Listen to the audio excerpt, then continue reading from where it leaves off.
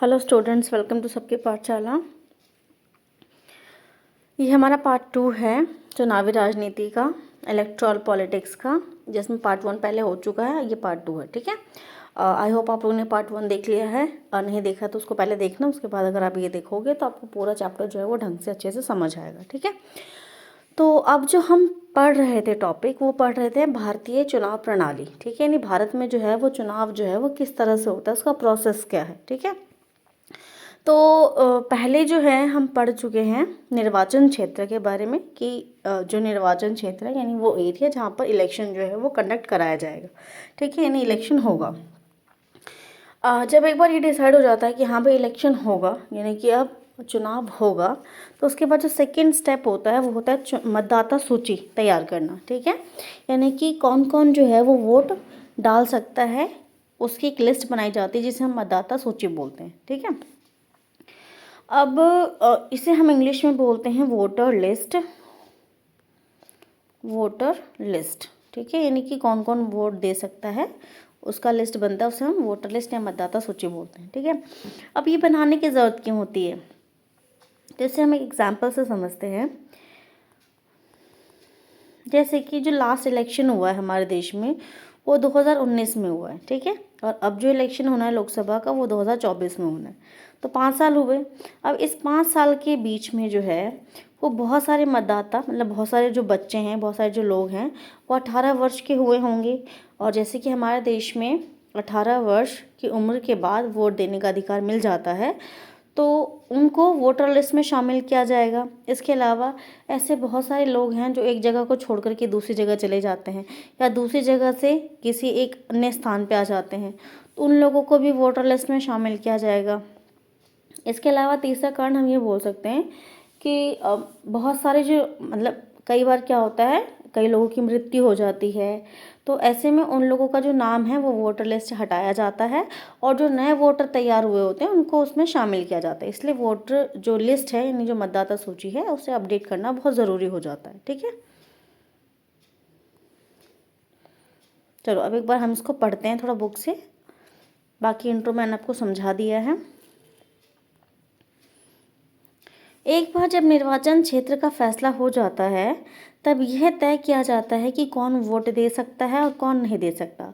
इस फैसले को अंतिम दिन तक के लिए किसी के भरोसे नहीं छोड़ा जा सकता है। लेकिन लोकतांत्रिक चुनाव में मतदान की योग्यता रखने वालों की सूची चुनाव से काफ़ी पहले तैयार कर ली जाती है और हर किसी को दे दी जाती है। इस सूची को आधिकारिक रूप से मतदाता सूची कहते हैं।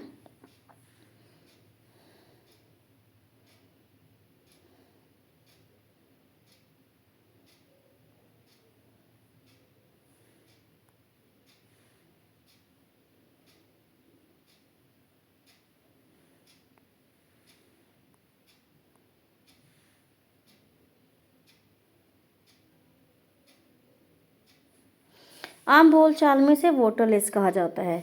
यह एक महत्वपूर्ण कदम है क्योंकि इसका सीधा संबंध लोकतांत्रिक चुनाव की पहली शर्त अपना प्रतिनिधि चुनने के लिए हर किसी को समान अवसर मिलने से है। पहले हमने सार्वभौम वयस्क मताधिकार के बारे में पढ़ा था। व्यवहार में इसका मतलब है कि हर किसी को मतदान देने का अधिकार होना चाहिए और हर एक का मत समान मोल का होना चाहिए। जब तक ठोस कारण ना हो किसी को मताधिकार से वंचित नहीं किया जाना चाहिए। अलग अलग नागरिक अनेक मामलों में एक दूसरे से भिन्न होते हैं।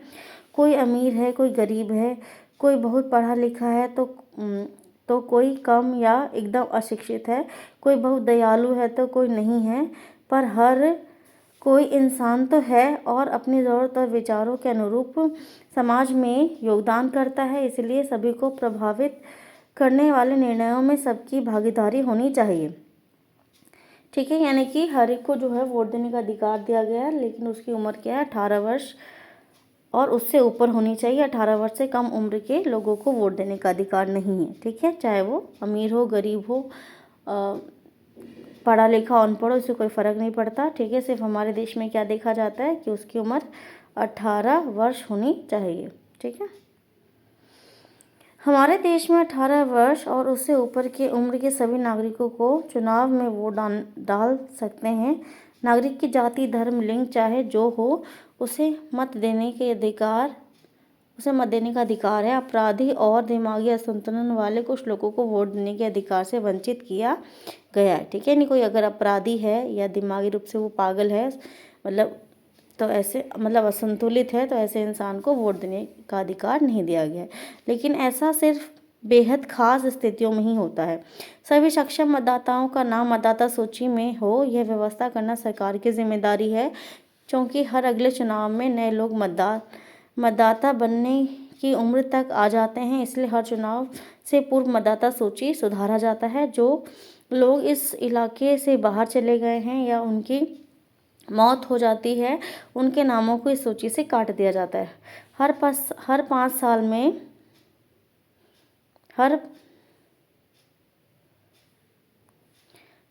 साल में मतदाता सूची का पूर्ण नवीनीकरण होता है, यानी नई लिस्ट जो है वो बनाई जाती है।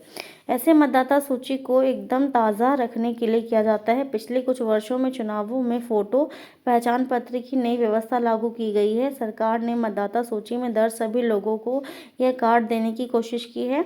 वोट देने जाते समय मतदाता को यह पहचान पत्र साथ रखना होता है, जिससे किसी एक का वोट कोई दूसरा ना डाल सके। पर मतदान के लिए यह कार्ड अभी तक अनिवार्य नहीं हुआ है। वोट देने के लिए मतदाता राशन कार्ड या ड्राइविंग लाइसेंस जैसे पहचान पत्र भी दिखा सकता है। ठीक है, यानी कि अब मैंने आपको बताया कि लिस्ट नहीं क्यों तैयार की जाती, क्योंकि 5 साल में बहुत सारे लोग 18 वर्ष के हुए होते हैं, उनको शामिल किया जाता है, और वो लोग जो एक जगह से दूसरी जगह चले गए हैं उनके नामों को काटा जाता है, या फिर जिनकी मौत हो चुकी होती है उन लोगों के नामों को भी काटा जाता है। ठीक है, इसके अलावा चुनाव आयोग के द्वारा जो है वो लोगों को फ़ोटो वाला, यानी कि फ़ोटो होता है और उसमें नाम, एड्रेस वगैरह, उम्र वगैरह लिखी होती है, वो पहचान पत्र जो है वो जारी किया जाता है, जिसे हम बोलते हैं, क्या बोलते हैं, तो हम क्या बोलते हैं, पहचान पत्र बोलते हैं। ठीक है, पहचान पत्र। ठीक है, जिसका इस्तेमाल वो वोट डालने के लिए कर सकता है। ठीक है, लेकिन अगर मान लो कोई भी व्यक्ति जिसकी उम्र 18 वर्ष है और उसका वोटर लिस्ट में नाम भी है और उसके पास पहचान पत्र नहीं है, तो वो अन्य कागज़ जैसे कि राशन कार्ड या ड्राइविंग लाइसेंस का इस्तेमाल करके क्या कर सकता है, वोट डाल सकता है। उम्मीदवारों का नामांकन। अब थर्ड जो स्टेप है वो है उम्मीदवार, यानी कि कैंडिडेट्स। उम्मीदवार क्या होते हैं, कैंडिडेट्स होते हैं, यानी कि जो इलेक्शन लड़ेंगे। ठीक है, उसको हम उम्मीदवार बोलते हैं, यानी कि कैंडिडेट बोलते हैं। ठीक है, हमने ऊपर देखा है कि लोकतांत्रिक चुनाव में लोगों के पास वास्तविक विकल्प होना चाहिए। ये तभी होगा जब किसी के लिए भी चुनाव लड़ने का लगभग किसी किस्म की बंदिश ना हो। हमारी चुनाव प्रणाली ऐसा ही करती है। जो कोई व्यक्ति मतदाता है वह उम्मीदवार भी हो सकता है। सिर्फ एक फ़र्क ये है कि कोई भी व्यक्ति 18 वर्ष की उम्र में वोट डालने का अधिकारी हो जाता है, जबकि चुनाव लड़ने के लिए उसको कम से कम उसकी उम्र कितनी होनी चाहिए, 25 वर्ष होनी चाहिए। ठीक है, यानी कोई भी व्यक्ति जो चुनाव लड़ना चाहता है तो उसका जो पहला कंडीशन है वो है कि उसकी उम्र जो है वो 25 वर्ष होनी चाहिए। ठीक है, अपराधी वगैरह पर रोक है, लेकिन यह पाबंदी भी बहुत ही कम मामलों में लागू होती है। राजनीतिक दल अपने उम्मीदवार मनोनीत करते हैं जिन्हें पार्टी का चुनाव चिन्ह और समर्थन मिलता है। पार्टी के मनोनयन को बोलचाल की भाषा में टिकट कहते हैं। चुनाव लड़ने के इच्छुक हर एक उम्मीदवार को एक नामांकन पत्र भरना पड़ता है और कुछ रकम जमानत के रूप में जमा करानी पड़ती है। हाल में सर्वोच्च न्यायालय के निर्देश पर उम्मीदवारों से घोषणा पत्र भरवाने की नई प्रणाली की शुरुआत हुई है। अब हर उम्मीदवार को अपने बारे में कुछ ब्यौरा देना पड़ता है, वैधानिक घोषणा करनी होती है। प्रत्येक नागरिक को इन मामलों के सारे विवरण देने होते हैं। जैसे पहला, उम्मीदवार के खिलाफ चल रहे गंभीर आपराधिक मामले, उम्मीदवार और उसके परिवार के सदस्यों की संपत्ति और देनदारी का ब्यौरा, उम्मीदवार की शैक्षणिक योग्यता। इस सूची को सार्वजनिक किया जाना चाहिए।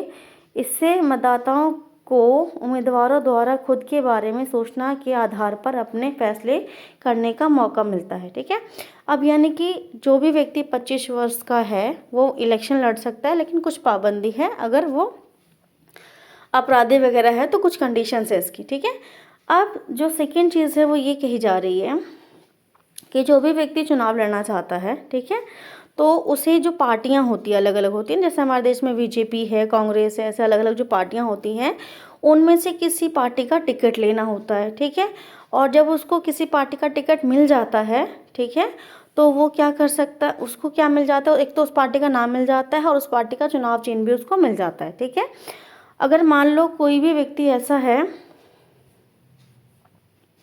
जो किसी पार्टी से चुनाव नहीं लड़ता है तो उसे हम निर्दलीय उम्मीदवार कहते हैं। ठीक है, तो अब मान लो किसी भी व्यक्ति को कांग्रेस का जो है वो टिकट मिल गया, ठीक है, तो वो कांग्रेस पार्टी की तरफ से वो जो है वो चुनाव लड़ेगा। ठीक है, अब इसके अलावा चुनाव लड़ने के साथ साथ उसको जो है चुनाव आयोग में एक नामांकन पत्र भरना पड़ता है और उसमें एक डिटेल भी भरी जाती है। उसमें क्या क्या डिटेल होता है कि उसके खिलाफ कौन कौन से मुकदमे चल रहे हैं, उसके परिवार की जो संपत्ति है वो कितनी है और कितना कर्जा है उनके ऊपर, और जो उम्मीदवार है वो कितना पढ़ा लिखा है, ये सभी चीज़ें जो है उसको भरना पड़ता है उसके अंदर। ठीक है,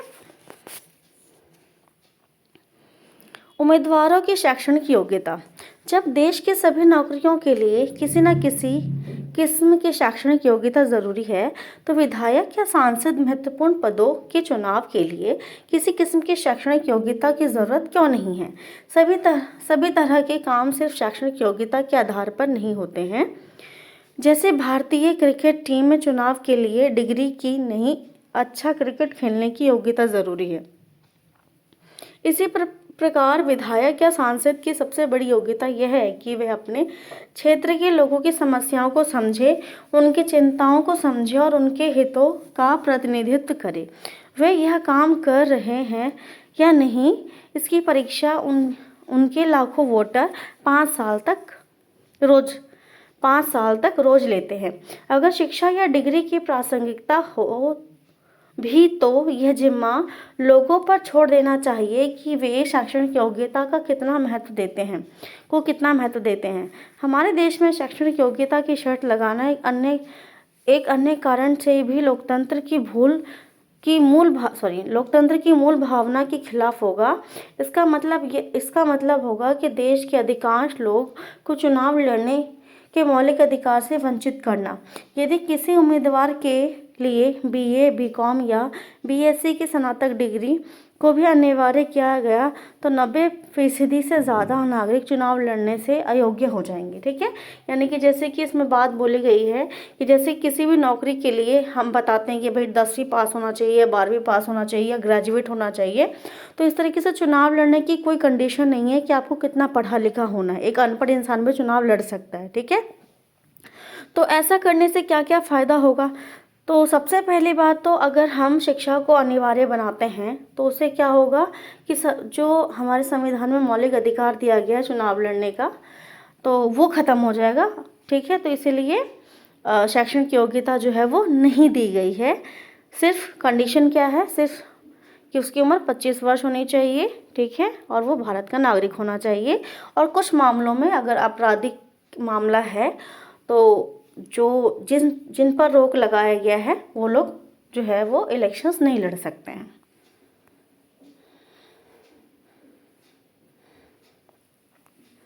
अब अगला टॉपिक है हमारा चुनाव अभियान। ठीक है, तो पहले हमने निर्वाचन क्षेत्र डिसाइड कर लिया, मतदाता सूची तैयार हो गई, तीसरे नंबर पे नामांकन भी हो गया। अब चुनाव अभियान होगा, तो चुनाव अभियान में जनरली क्या होता है, जैसे आपने देखा होगा रैलियां निकाली जाती है, सभाएं की जाती हैं। ठीक है, यानी वोटर्स को पूरी तरीके से अपनी ओर आकर्षित करने की कोशिश की जाती है। चुनाव का मुख्य उद्देश्य लोगों को अपनी पसंद के प्रतिनिधियों, सरकार और नीतियों का चुनाव करने का अवसर देना है। इसलिए कौन प्रतिनिधि बेहतर है, कौन सी पार्टी अच्छी है, कौन सी पार्टी अच्छी सरकार देगी या अच्छी नीति कौन सी है, इसके बारे में स्वतंत्र या खुली चर्चा भी बहुत ज़रूरी है। चुनाव अभियान के दौरान यही होता है, हमारे देश में उम्मीदवारों की अंतिम सूची की घोषणा होने और मतदान की तारीख के बीच आमतौर पर 2 हफ्ते का समय चुनाव प्रचार के लिए दिया जाता है।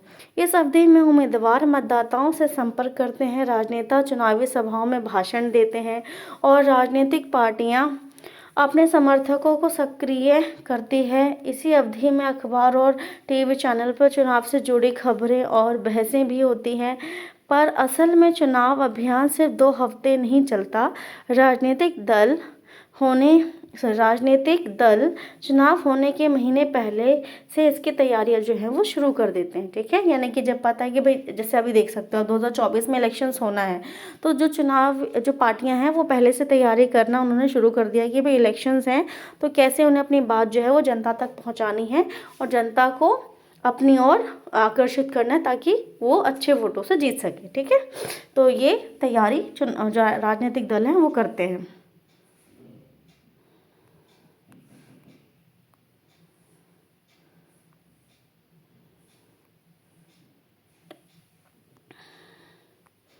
चुनाव अभियान के दौरान राजनीतिक पार्टियां लोगों का ध्यान कुछ बड़े मुद्दों पर केंद्रित करना चाहती हैं। वे लोग को इन मुद्दों पर आकर्षित करती हैं और अपनी पार्टी के पक्ष में वोट देने को कहती हैं। आइए विभिन्न चुनावों में विभिन्न दलों द्वारा उठाए गए कुछ सफल नारों पर गौर करते हैं। इंदिरा गांधी के नेतृत्व वाली कांग्रेस पार्टी ने 1971 के लोकसभा चुनाव में गरीबी हटाओ का नारा दिया था। ठीक है,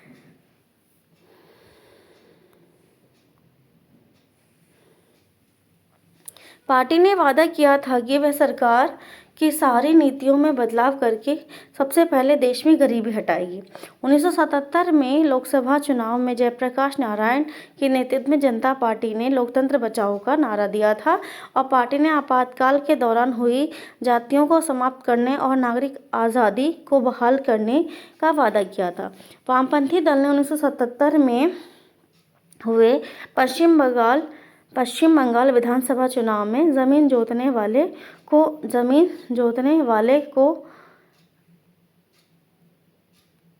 का नारा दिया था। 1983 में आंध्र प्रदेश के विधानसभा चुनाव में तेलुगु देशम पार्टी के नेता एन.टी. रामाराव ने तेलुगु स्वाभिमान का नारा दिया था। लोकतंत्र में राजनीतिक दलों और उम्मीदवारों को अपनी मर्जी के मुताबिक चुनाव प्रचार करने के लिए आज़ाद छोड़ देना ही सबसे अच्छा होता है, पर सभी दलों को उचित और समान अवसर मिले इसके लिए कई बार कुछ दखल देना ज़रूरी होता है। चुनाव के कानूनों के अनुसार कोई भी उम्मीदवार या पार्टी ये सब काम नहीं कर सकती हैं। ठीक है, अब देखो इसमें जो हमने नारे पढ़े, गरीबी हटाओ का नारा पढ़ा, चाहे हमने ज़मीन जोतने वालों का पढ़ा, मतलब जो भी ये नारे दिए जाते हैं वो मतदाताओं को आकर्षित करने के लिए दिए जाते हैं कि मतदाता जो है वो उन पर विश्वास करें कि चुनाव जीतने के बाद जो उन्होंने नारा दिया है उसके लिए वो काम करेंगे। ठीक है, अब चुनाव के लिए जो प्रचार होता है उसमें जो उम्मीदवार हैं या पार्टी जो है वो क्या क्या नहीं कर सकती। तो सबसे पहला पॉइंट, मतदाताओं को प्रलोभन देना, घूस देना या धमकी देना। ठीक है, यानी कि हम मतदाताओं को लालच नहीं दे सकते हैं, घूस नहीं देना चाहिए और धमकी नहीं देना चाहिए। उनसे जाति या धर्म के नाम पे वोट मांगने का काम नहीं होता। ठीक है, चुनाव अभियान में सरकारी संसाधनों का इस्तेमाल नहीं होना चाहिए। जैसे सरकारी संसाधन मतलब जैसे सरकारी गाड़ियाँ हो गया, सरकारी इमारत हो गए, तो इन सब चीज़ों का जो है वो चुनाव अभियान में इस्तेमाल नहीं होगा। लोकसभा चुनाव में एक निर्वाचन क्षेत्र में 25 लाख और विधानसभा चुनाव में 10 लाख रुपए से ज़्यादा खर्च नहीं होना चाहिए। ये भी एक कानून बनाया गया है। ठीक है, मतलब एक कानून नहीं, एक व्यवस्था की गई है कि इससे ज़्यादा खर्च ना हो। ठीक है,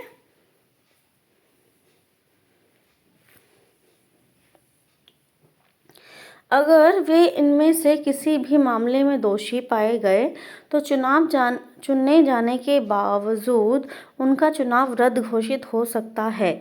इन कानूनों के अलावा हमारे देश की सभी राजनीतिक पार्टियों में चुनाव प्रचार की आदर्श आचार संहिता को भी स्वीकार किया जाता है किया है और इसमें उम्मीदवारों और पार्टियों को यह सब करने की मनाही होती है। ठीक है, अब आचार संहिता क्या होता है? तो चुनाव के समय जो कुछ कायदे कानून पार्टियों को मानने होते हैं, उम्मीदवारों को मानना होता है, उसे आचार संहिता कहते हैं। ठीक है, तो वो कायदे कानून क्या है? सबसे पहला, चुनाव प्रचार के लिए किसी धर्म स्थल का उपयोग नहीं होगा। ठीक है, इधर यानी कि जैसे मंदिर, मस्जिद, इन सब चीज़ों का इस्तेमाल जो है वो नहीं होगा चुनाव प्रचार के लिए। सरकारी वाहन, विमान, अधिकारियों का उपयोग नहीं होगा। चुनाव की अधिघोषणा हो जाने के बाद मंत्री किसी बड़ी योजना का शिलान्यास या बड़े नीतिगत फैसले या लोगों की सुविधाएं देने वाले वादे नहीं करेंगे। ठीक है, यानी कि अगर चुनाव का डेट आ गया है कि एक पर्टिकुलर डेट बता दिया कि इस दिन चुनाव होगा, तो उसके बाद जो है जो मंत्री हैं वो कुछ भी नई घोषणा नहीं करेंगे। जो भी नई घोषणा करेंगे वो इलेक्शंस के बाद यानी चुनाव के बाद होगा। ठीक है, अब इतना सब कुछ होने के बाद चुनाव, अब देखो जैसे कि निर्वाचन क्षेत्र हमने डिसाइड कर लिया, मतदाता सूची तैयार हो गई, उम्मीदवार भी हमने डिसाइड कर लिया, अब चुनाव अभियान भी हो गया। अब क्या होगा? मतदान होगा और मतगणना होगी। ठीक है, यानी कि अब वो दिन आ गया जब क्या होगा, लोग वोट देंगे। ठीक है, और वोट देने के बाद मतगणना यानी मतों को गिना जाएगा, यानी कि वोटों को गिना जाएगा। उसके बाद कौन जीता है कौन हारा है इसका ऐलान होगा, मतलब इसको डिक्लेयर किया जाएगा।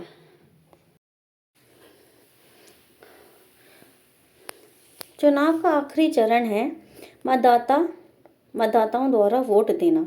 इस दिन को आमतौर पर चुनाव का दिन जो है वो कहा जाता है। मतदाता सूची में नाम वाला हर व्यक्ति अपने इलाके में स्थित मतदाता केंद्र पर जाता है। यह स्थायी तौर पर स्थानीय स्कूल या किसी सरकारी इमारत में बनाया जाता है। जब मतदाता मतदान केंद्र में जाता है तो चुनाव अधिकारी उसे पहचान पत्र, उसकी अंगुली पर एक काला निशान लगा देता है, पहचान कर उसकी उंगली पर एक काला निशान लगा देता है और उसे वोट डालने की अनुमति देता है। सभी उम्मीदवारों के एजेंट को मतदान केंद्र के अंदर बैठने की इजाज़त होती है, जिससे कि वे देख सके कि चुनाव ठीक ढंग से हो रहा है। पहले मतदाता एक मतपत्र पर अलग अलग छपे उम्मीदवारों के नाम या चुनाव चिन्ह में से अपनी पसंद के उम्मीदवार के चुनाव चिन्ह पर मोहर लगाकर अपनी पसंद जाहिर करते थे। अब मतदान के लिए इलेक्ट्रॉनिक वोटिंग मशीन का इस्तेमाल होने लगा है। मशीन के ऊपर उम्मीदवार के नाम और उनके चुनाव चिन्ह बने होते हैं। निर्दलीय उम्मीदवारों को भी चुनाव अधिकारी चुनाव चिन्ह देते हैं। मतदाता को जिस उम्मीदवार को वोट देना होता है उसके चुनाव चिन्ह के आगे बने बटन को एक बार दबा भर देना होता है। मतदान हो जाने के बाद सभी वोटिंग मशीनों को सील करके एक सुरक्षित जगह पर पहुंचा दिया जाता है।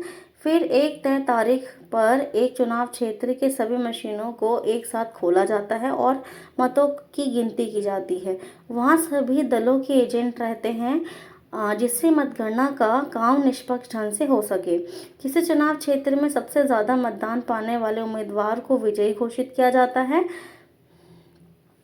आम चुनाव में अमूमन सभी निर्वाचन क्षेत्र में मतगणना एक ही तारीख में होती है। टीवी चैनल, रेडियो, अखबारों के लिए यह बहुत बड़ा अवसर होता है। वे इसकी खबर पूरे विस्तार से देते हैं। कुछ घंटों की गिनती में ही सारे परिणाम मालूम हो जाते हैं और यह स्पष्ट हो जाता है कि कौन अगली सरकार बनाने जा रहा है। ठीक है, यानी कि सबसे पहली बात तो वोटिंग का जब डे आएगा, मतलब जिस दिन वोट होगा, जिस दिन लोग मतदान करने जाएंगे, तो उस दिन जो है एक मतदान केंद्र बनाया जाता है। ठीक है, जहाँ पर सभी जो मतदाता हैं वो वोट देने जाते हैं। ठीक है, जब वो मतदान केंद्र पे जाते हैं तो उन्हें अपना जो पहचान पत्र है, मतलब जो भी हो, चाहे ड्राइविंग लाइसेंस हो चाहे पहचान पत्र हो, वो दिखा करके वो आगे जाते हैं। उनके हाथों पे निशान लगा दिया जाता है और वो अपने पसंद के उम्मीदवार को वोट दे देते हैं। ठीक है, तो पहले क्या होता था, मुहर लगाई जाती थी पर्ची पे। ठीक है, लेकिन आजकल क्या है, इलेक्ट्रॉनिक वोटिंग मशीन का इस्तेमाल होता है, जिसमें कि उन्हें किसी तरह की मुहर लगाने की ज़रूरत नहीं होती है। ठीक है, इस तरह से जो मशीन होती है, मशीन में जो पार्टी होता है उसका चिन्ह होता है और उम्मीदवार की फ़ोटो भी होती है और बटन होता है, जो भी लोग हैं उन्हें जो भी पसंद है उसके सामने का बटन दबा देते हैं और उनका वोट जो है वो चला जाता है। ठीक है, फिर एक दिन डिसाइड किया जाता है, एक तारीख डिसाइड की जाती है कि सारे जो मतों की गिनती है वो कब होगी। ठीक है, नहीं वोटों को कब गिना जाएगा, और उस दिन जिस दिन तय तारीख होती है उस दिन वोटों को गिना जाता है, और जिस उम्मीदवार को सबसे ज़्यादा वोट दिया जाता है वो जीत जाता है, और इससे डिसाइड हो जाता है कि अगली सरकार जो है वो किसकी बनेगी। अब अगर हम सम अप करें, समरी देखें जो भी अभी तक हमने पढ़ा है, तो हमने पढ़ा है निर्वाचन प्रक्रिया के विभिन्न चरण, यानी कि हमारे देश में जो वोटिंग है, जो मतदान है या जो चुनाव है वो किस प्रकार से होता है। तो सबसे पहले चुनाव की घोषणा होती है। ठीक है, प्रत्याशियों का यानी उम्मीदवारों का चयन होता है, यानी कि कौन जो भी व्यक्ति चुनाव लड़ना चाहता है वो अपना नामांकन करता है, नामांकन पत्र भरा जाता है, फिर चुनाव चिन्ह आवंटन होता है, यानी कि उनको चिन्ह दिया जाता है, सिंबल दिए जाते हैं, जैसे वो कमल से इलेक्शन लड़ेगा व्यक्ति, या कांग्रेस मतलब हाथ छाप से, या किसी भी पार्टी का चिन्ह उसको मतलब जो मिलता है वो उसको मिलता है। इसके अलावा पांचवा है चुनावी घोषणा पत्र जारी करना, यानी घोषणा पत्र यानी कि जो पार्टी है अगर वो चुनाव जीतेगी तो वो क्या क्या काम करेगी उसकी पूरी लिस्ट जो है वो पार्टियां जारी करती हैं। इसके बाद चुनाव अभियान होता है। चुनाव अभियान का मतलब रैलियां करना, सभाएं करना। ठीक है, उसके बाद मतदान होता है जिस दिन डेट डिसाइड होती है। उसके बाद मतों की गणना की जाती है, और मतों की गणना के बाद परिणामों की घोषणा की जाती है कि कौन जीता है और किसकी सरकार बनेगी। ठीक है, तो ये 9 स्टेप्स हैं निर्वाचन के। अब अगला हेडिंग है हमारा भारत में चुनाव क्यों लोकतांत्रिक है, यानी कि भारत में जो चुनाव होते हैं उन्हें हम लोकतांत्रिक किस आधार पर कह सकते हैं। हम चुनाव में गड़बड़ियों और धांधलियों के बारे में पढ़ते रहते हैं। अखबार और टीवी चैनल की खबरों में अक्सर ऐसी गड़बड़ियों की चर्चा रहती है और आरोप लगाए जाते हैं। अधिकांश खबरों में कुछ इस तरह की गड़बड़ियों की सूचना मिलती है। तो अब ये आपसे पेपर में पूछा जा सकता है कि चुनाव में किन होने वाली धांधलियाँ कौन कौन सी हैं। तो ये चारों आपको लिखना होगा उसके अंदर, कि मतदाता सूची में फर्जी नाम डालने और असली नाम को गायब करना। ठीक है, यानी कि कई बार क्या होता है जो वोटर लिस्ट होता है उसमें असली नाम को गायब कर दिया जाता है और नकली नाम उसमें जोड़ दिए जाते हैं। शासक दल द्वारा सरकारी सुविधाओं और अधिकारों का दुरुपयोग करना, यानी कि जो अभी सरकार है जिस भी पार्टी की, मान लो वो अगर अपने क्या करती है, अपने सुविधाओं का और अधिकारों का गलत इस्तेमाल करती है। अमीर उम्मीदवार और बड़ी पार्टी द्वारा बड़े पैमाने पर धन को खर्च करना। ठीक है, यानी कि जो बड़ी पार्टियां होती हैं, जो अमीर उम्मीदवार होते हैं वो ज़्यादा पैसे खर्च करते हैं चुनाव प्रचार पे।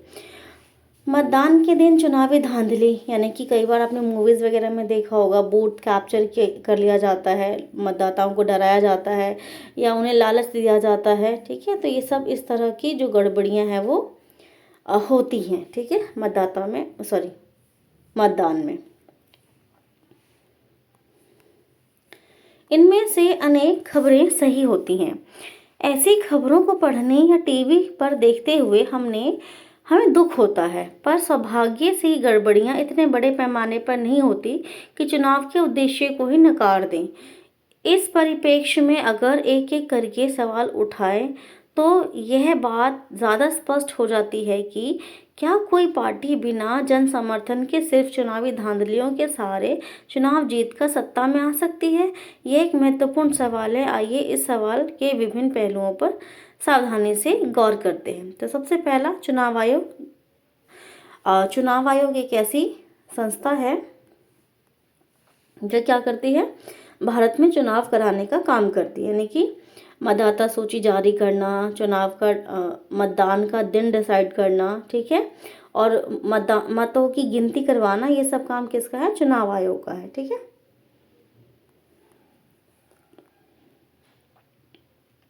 तो पेपर में आपका एक क्वेश्चन आता है कि चुनाव आयोग के कार्य लिखो, तो ये आपको लिखना होगा। अभी आगे हम टिक लगाएंगे और पढ़ेंगे इनको। चुनाव निष्पक्ष हो, निष्पक्ष का मतलब होता है देखो निष्पक्ष वर्ड बहुत ज़रूरी है समझना। मान लो यहाँ एक पार्टी है, ठीक है, ये ए पार्टी है, ये बी पार्टी है, और जो चुनाव आयोग है उसके लिए ए और बी दोनों बराबर है, ठीक है। यानी उसका कोई भी ऐसा फैसला नहीं होना चाहिए जो किसी एक पार्टी को फेवर करे, ठीक है। यानी कि उसके लिए दोनों पार्टी बराबर है, तो दोनों को ही बराबर मौके मिलने चाहिए। तो चुनाव आयोग का जो एक काम है, सबसे महत्वपूर्ण काम है, वो है निष्पक्ष चुनाव करवाना। यानी चुनाव जो है वो किसी के पक्ष में नहीं होना चाहिए, मतलब निष्पक्ष तरह से चुनाव करवाना चुनाव आयोग का एक दायित्व है।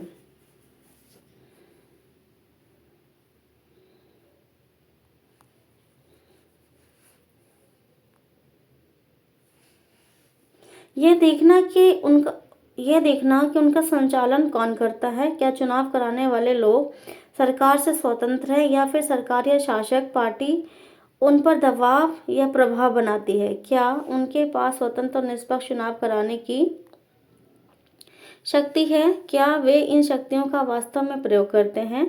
हमारे देश के लिए इन सवालों का जवाब काफ़ी हद तक सकारात्मक है। हमारे देश में चुनाव एक स्वतंत्र है बहुत ताकतवर चुनाव आयोग द्वारा हमारे देश में चुनाव एक स्वतंत्र और बहुत ताकतवर चुनाव आयोग द्वारा कराए जाते हैं। इसे न्यायपालिका के समान ही आज़ादी प्राप्त है। मुख्य चुनाव आयुक्त की नियुक्ति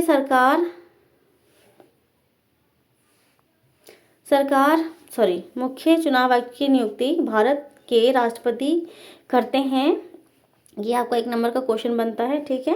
यानी कि देखो जो चुनाव आयोग है वो एक संस्था, जैसे अभी मैंने बताया, ठीक है, जिसका काम है चुनाव करवाना, ठीक है। तो उसमें 3 सदस्य होते हैं, ठीक है, ऐसे। तो जो मेन होता है इसे हम बोलते हैं मुख्य चुनाव आयुक्त, ठीक है, मुख्य चुनाव आयुक्त, ठीक है। और ये 2 जो होते हैं वो होते हैं चुनाव आयुक्त, ठीक है। अब ये तीनों मिलकर के जो है वो चुनाव से संबंधित जो भी डिसीजंस हैं या जो भी काम है वो सब ये लोग मिलकर करते हैं, उनकी अपनी एक टीम होती है, ठीक है। तो अब अगर हम बात करें कि चुनाव आयुक्त यानी इसकी जो नियुक्ति है कौन करता है, तो इसकी जो नियुक्ति है वो कौन करता है, राष्ट्रपति, ठीक है।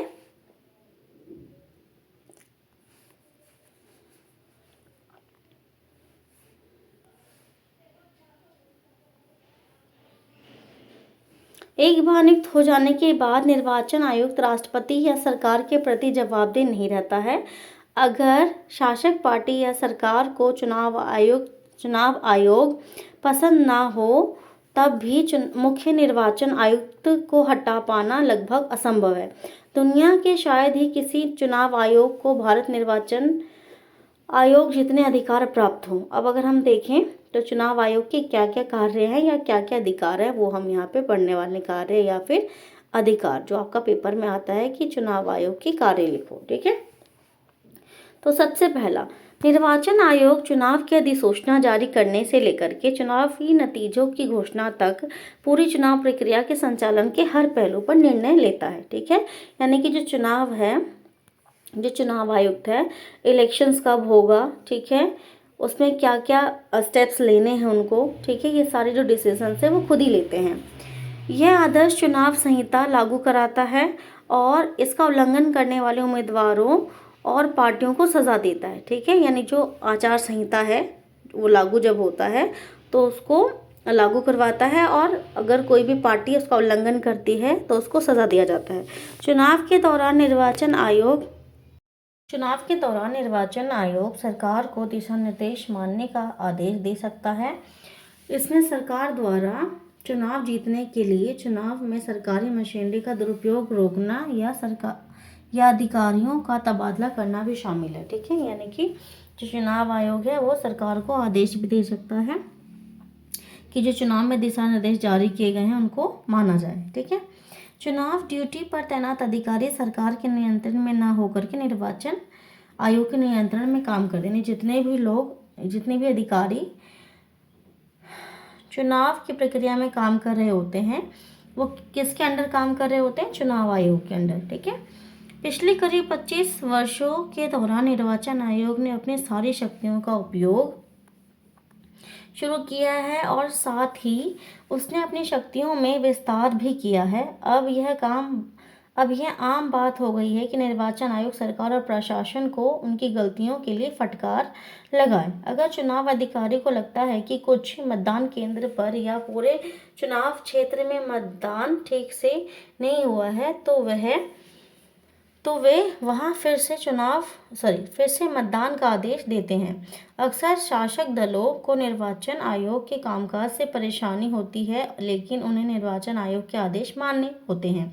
अगर निर्वाचन आयोग स्वतंत्र या शक्तिशाली नहीं होता तो यह संभव ना होता। ठीक है, यानी कि कई बार क्या आपने सुना होगा न्यूज़ में, जो चुनाव आयोग है वो सरकार को फटकार भी लगाती है अगर उन्हें लगता है कि जो सरकार है वो ठीक ढंग से काम नहीं कर रही है। ठीक है, यानी चुनावी प्रक्रिया में दखल दे रही है या जो दिशा निर्देश जारी किए गए हैं उनका पालन नहीं कर रही है, तो उन्हें फटकार लगाई जाती है। ठीक है, इसके अलावा अगर लगता है कि किसी भी मतदान केंद्र पे जो चुनाव है वो ठीक से नहीं हुआ है, तो चुनाव आयोग उस क्षेत्र में दोबारा से जो है वो चुनाव करवाती है। ठीक है, अब अगला है हमारा चुनाव में लोगों की भागीदारी। चुनावी प्रक्रिया की गुणवत्ता को जांचने का एक और तरीका यह देखना है कि इसमें लोग उत्साह से भागीदारी करते हैं या नहीं। अगर चुनाव प्रक्रिया स्वतंत्र और निष्पक्ष नहीं होगी तो लोग इसमें भागीदारी करना जरूरी नहीं समझेंगे। अगर इन लेखा चित्रों को पढ़िए और भारतीय चुनाव में लोगों की भागीदारी के बारे में कुछ निष्कर्ष निकालिए। ठीक है, यानी ये हमें एक दिया हुआ है, ग्राफ दिया हुआ है, मतलब ये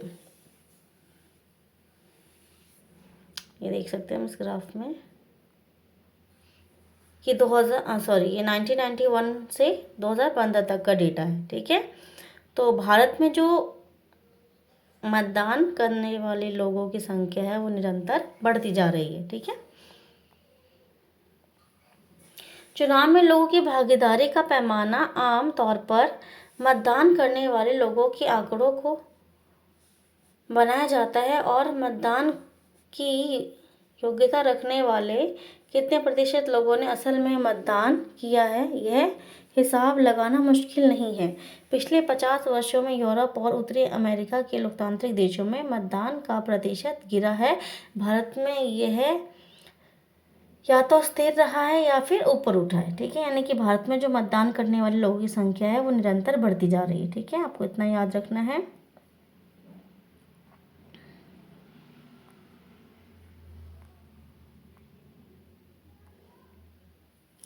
भारत में अमीर और बड़े लोगों की तुलना में गरीब, निरक्षर, कमज़ोर लोग ज़्यादा संख्या में मतदान करते हैं। पश्चिम में लोकतंत्र में स्थिति इससे उलट है। अमेरिका में गरीब लोग, अफ्रीका मूल के लोग और हिस्पैनिक लोग अमीर या श्वेत लोगों की तुलना में काफ़ी कम मतदान करते हैं। ठीक है, यानी भारत में जो है वो अनपढ़ लोग, गरीब लोग और कमज़ोर लोग जो हैं वो ज़्यादा मतदान करने जाते हैं। भारत में आम लोग चुनाव को बहुत महत्व देते हैं। उन्हें लगता है कि चुनाव के जरिए वो राजनीतिक दल पर अपना अनुकूल नीति और कार्यक्रमों के लिए दबाव जो है वो डाल सकते हैं। ठीक है, क्योंकि उन्हें लगता है कि अगर हम मतदान के द्वारा एक ऐसे व्यक्ति को चुनेंगे जो हमारे लिए काम करेगा। ठीक है, अब अगला टॉपिक पढ़ते हैं हम, जो एग्जाम के लिए इम्पोर्टेंट है। चुनावी नतीजों को स्वीकार करना। चुनाव के स्वतंत्र और निष्पक्ष होने का आखिरी पैमाना उसके नतीजे ही हैं। अगर चुनाव स्वतंत्र या निष्पक्ष ढंग से ना हो तो नतीजे हरदम ताकतवर जमात के पक्ष में ही होते हैं। ऐसी स्थिति में शासक पार्टी चुनाव हारती ही नहीं है। आमतौर पर हारने वाली पार्टी गड़बड़ ढंग से कराए गए चुनाव के नतीजों को स्वीकार नहीं करती है। भारत में चुनावी नतीजे खुद ही काफ़ी कुछ कह देते हैं।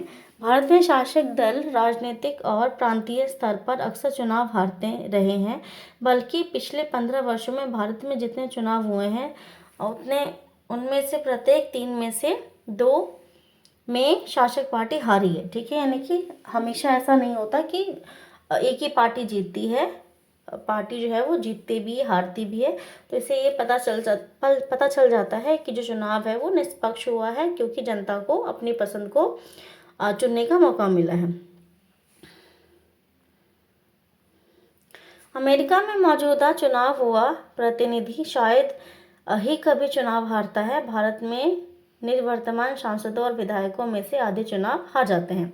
वोट खरीदने में सक्षम पैसे वाले उम्मीदवार हो या आपराधिक पृष्ठभूमि वाले उम्मीदवार, उनका भी चुनाव हारना बहुत आम है। ठीक है, यानी कि चाहे अमीर उम्मीदवार हो, चाहे आपराधिक पृष्ठभूमि वाला व्यक्ति हो, चुनाव हारना उनके लिए भी एक आम बात है। ठीक है, अब अगर हम बात करें स्वतंत्र और निष्पक्ष चुनाव की क्या क्या चुनौतियां जो है वो है। ठीक है, यानी कि चुनाव आयोग के सामने स्वतंत्र और निष्पक्ष चुनाव कराने की क्या क्या चुनौती जो है वो सामने उनको देखना पड़ता है। इन बातों में से हम इस सरल से निष्कर्ष पर पहुंचते हैं कि भारत में चुनाव बुनियादी रूप से स्वतंत्र और निष्पक्ष है। जो पार्टी चुनाव जीतकर सरकार बनाती है उसे लोगों का समर्थन प्राप्त होता ही है। संभव है कि हर निर्वाचन क्षेत्र पर यह बात लागू ना हो। कुछ उम्मीदवार पैसे के जोर पर या गलत तरीकों से जीते हो सकते हैं, पर चुनाव का कुल नतीजा अभी भी लोगों की इच्छा को ही बताता है। पिछले 50 वर्षों में हमारे देश में इस सामान्य नियम के थोड़े बहुत अपवाद हैं, और यही चीज़ भारतीय चुनाव प्रणाली को लोकतांत्रिक बनाती है। जब आप थोड़े ज़्यादा गंभीर मामलों में गौर करके कुछ सवाल उठाएंगे तो तस्वीर थोड़ी अलग लगेगी। क्या लोग पूरी समझदारी और सारी चीज़ें जान करके फैसला करते हैं? क्या मतदाताओं के पास सचमुच स्वस्थ विकल्प होता है? क्या चुनाव मैदान सबको बराबरी का अवसर देता है? क्या कोई सामान्य नागरिक चुनाव जीतने की कल्पना भी कर सकता है? इस तरह के सवाल भारतीय चुनाव व्यवस्था की सीमाओं और चुनौतियों की ओर हमारा ध्यान दिलाते हैं। कुछ ऐसे ही मुद्दे हैं। ठीक है, यानी कि भारत में जो निष्पक्ष और स्वतंत्र चुनाव की क्या क्या चुनौतियां हैं वो हम अब देखने वाले हैं। तो सबसे पहला पॉइंट है, ज़्यादा रुपए पैसे वाले उम्मीदवार और पार्टियां गलत तरीके से चुनाव जीत जाएंगी। यह कहना मुश्किल है, पर उनकी स्थिति दूसरों से ज़्यादा मजबूत रहती है। ठीक है, यानी कि ये फिक्स नहीं है कि जिसके पास ज़्यादा पैसा है, जो अमीर उम्मीदवार है, वो चुनाव जीतेगा ही। ठीक है, सेकंड पॉइंट है, देश के कुछ इलाकों में आपराधिक पृष्ठभूमि और संबंधों वाले उम्मीदवार दूसरों को चुनाव मैदान से बाहर करने और बड़ी पार्टी के टिकट पाने में सफल होने लगते हैं। ठीक है, यानी कि कई बार क्या है, जो आपराधिक पृष्ठभूमि वाले लोग होते हैं या जो सगे संबंधी होते हैं लोग, ये देखो, अब संबंधी वाले उम्मीदवार जो हैं वो चुनावी मैदान से बाहर करने और बड़ी पार्टी के टिकट पाने में सफल हो जाते हैं। ठीक है, यानी कि रिश्तेदारों की मदद से उन्हें आसानी से टिकट मिल जाती है। अलग अलग पार्टियों के कुछ एक परिवार का जोर है और उनके रिश्तेदार आसानी से टिकट पा जाते हैं। ठीक है, यानी कि जो रिश्तेदार हैं उन्हें आसानी से टिकट मिल जाती है। और अगला है हमारा, अक्सर आम आदमी के लिए चुनाव में कोई ढंग का विकल्प नहीं होता, क्योंकि दोनों प्रमुख पार्टियों की नीतियां और व्यवहार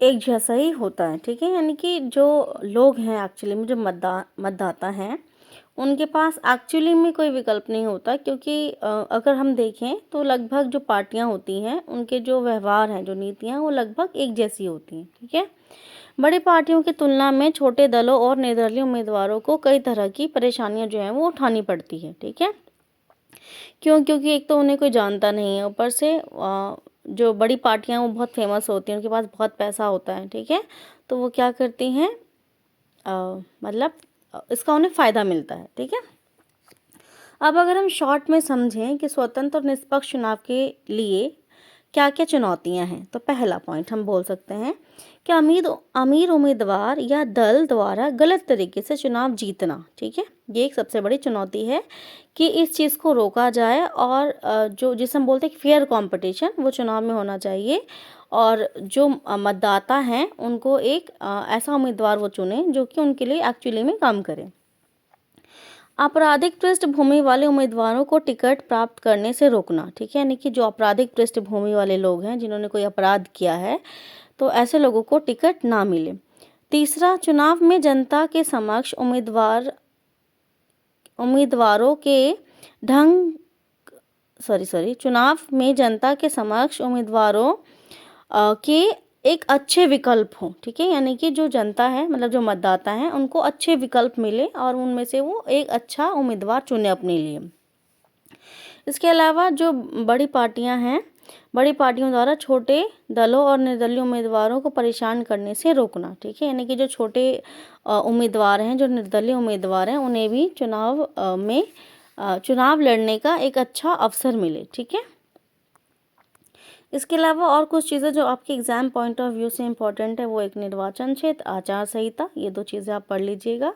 ठीक है, ये वैसे कायदे कानून होते हैं या दिशा निर्देश होते हैं, आचार संहिता। ठीक है, इसके अलावा एक इम्पॉर्टेंट जो जानकारी है वो है 25 जनवरी को राष्ट्रीय मतदाता दिवस मनाया जाता है, राष्ट्रीय मतदाता दिवस। ठीक है, तो ये आपका 1 नंबर का क्वेश्चन इम्पॉर्टेंट बनता है जो मैंने आपको बता दिया है, ये आप याद कर लीजिएगा।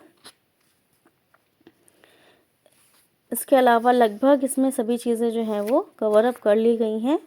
आप इनको ढंग से पढ़िए, मल्टीपल टाइम रिवाइज कीजिए, आपको ये चैप्टर अच्छे से समझ आ जाएगा। ठीक है,